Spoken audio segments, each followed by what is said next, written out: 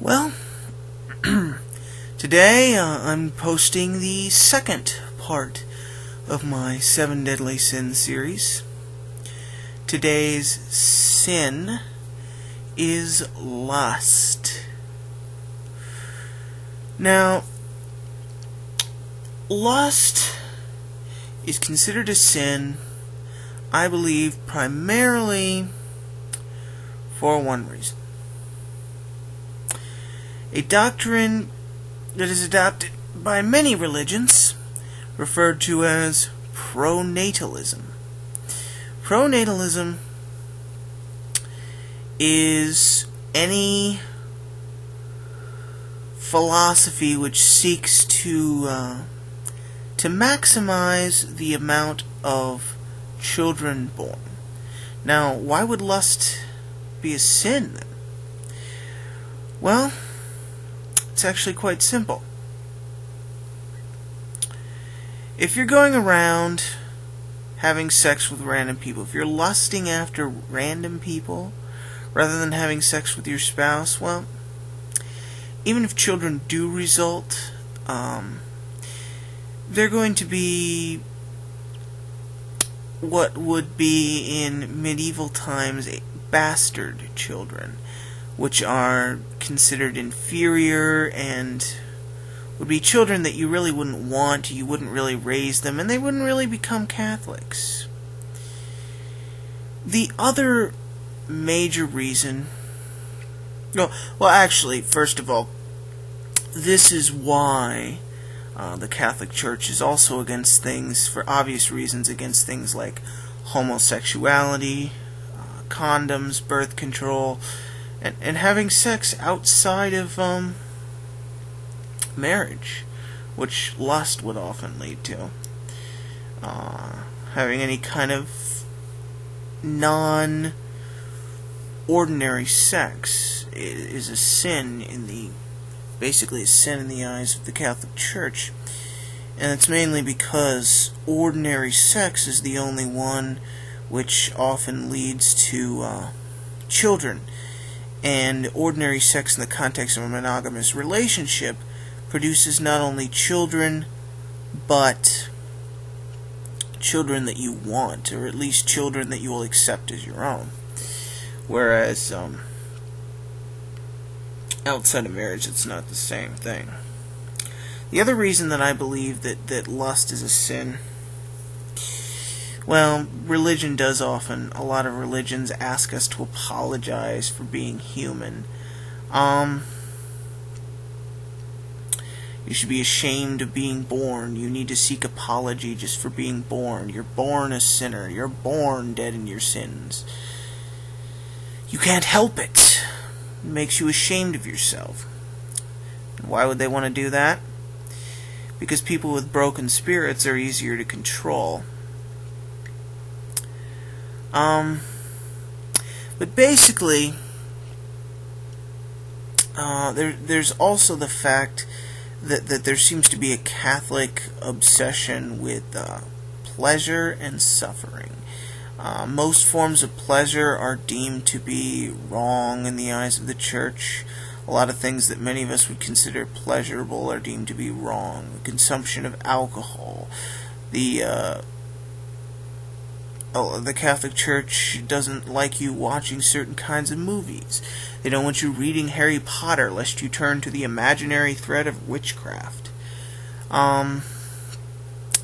There is actually, the name escapes me right now, but the Catholic Church actually has a prohibitive list of books that you're not allowed to read if you're a Catholic, or that it's heretical to read. I believe Immanuel Kant's on there. Funny thing is, Charles Darwin isn't on the list, but his grandfather, I believe grandfather or father, Erasmus Darwin, is on there. A little odd. But anyway, they have an odd obsession with pleasure and suffering. They seem to think suffering is this great thing. And why? Because suffering people turn to God, and they turn to the Catholic Church, and they place their faith in the Catholic Church. suffering people. I mean, you need only go and see that the countries that are the worst off are often filled with some of the most religious people.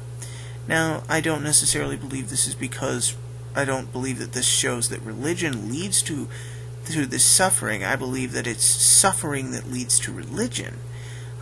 People need, in this first world country and in other first world countries, people don't need the comfort of religion quite as much because they have all these materialistic pleasures, they have intellectual pleasures, and these things are not available in third world countries where you're worried about where your next meal is going to come from. You can't really fulfill spiritual or intellectual needs. That's the whole hierarchy of needs theory. But yeah, you will turn to religion in, and yes, there is a difference between spirituality and religion, so if anybody comments about that, when I'm talking about spirituality, I mean something far deeper than religion. There's a big difference. You will turn to religion. Well, many people will turn to religion. Some are courageous enough not to.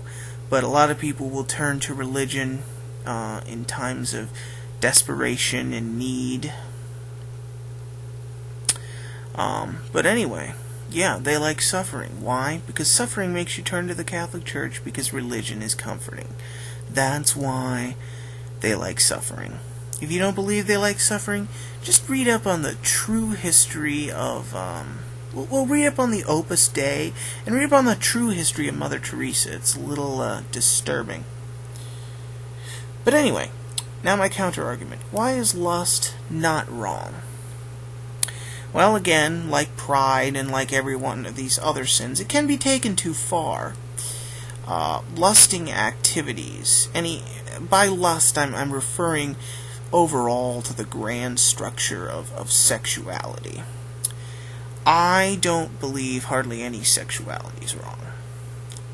Now, I'm going to admit something that is very bizarre. I myself, and maybe there's something wrong with me, I don't know, have basically very little sexual tendency myself. But just as the straight individual can support homosexuals, I support all sexuality. There are only a few limitations. Do not produce unwanted children. Make sure the individuals are in a state to give consent. Make sure they are old enough to understand sexuality. The age of consent is a difficult subject.